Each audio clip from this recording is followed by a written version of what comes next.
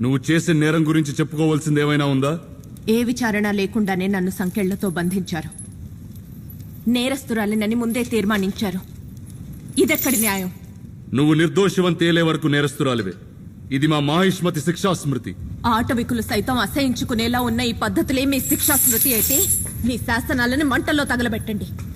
మీ న్యాయ శాస్త్రాలను గంగలో కలపండి. మీ రాజ్యాంగాన్ని ఉరితీసి పాతరేయండి.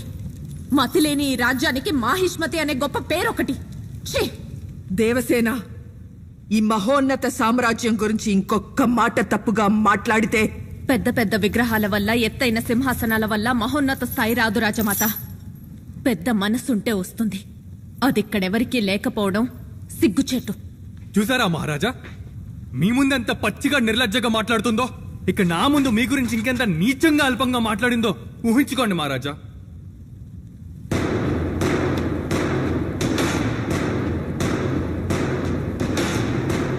బాహుబలి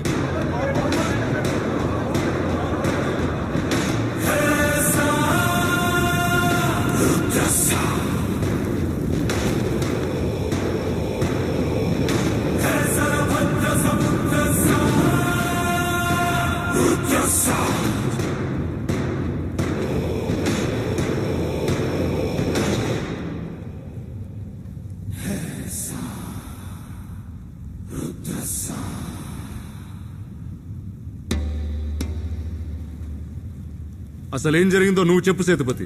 శివాలయం భక్తులతో రద్దీగా ఉంది మహారాజా. అప్పుడే దేవసేన కూడా దర్శనార్థం వచ్చారు. అప్పుడే మీరు వచ్చే సమయం కావడంతో వారిని ముఖద్వారం నుండి కాకుండా పక్క దూరం నుండి వెళ్ళమన్నాను. బాహో, ఏంటి ప్రవర్తన?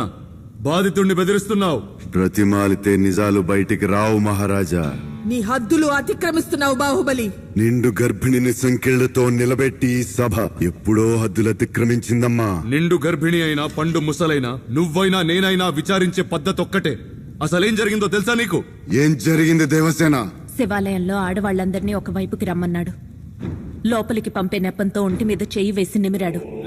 నా మీద కూడా చెయ్యి వేయబోయాడు. వేళ్లు నరికేశాను. తప్పు చేసావు దేవసేన.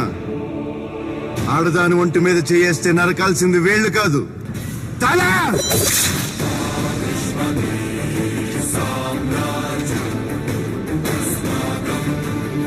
అజేయం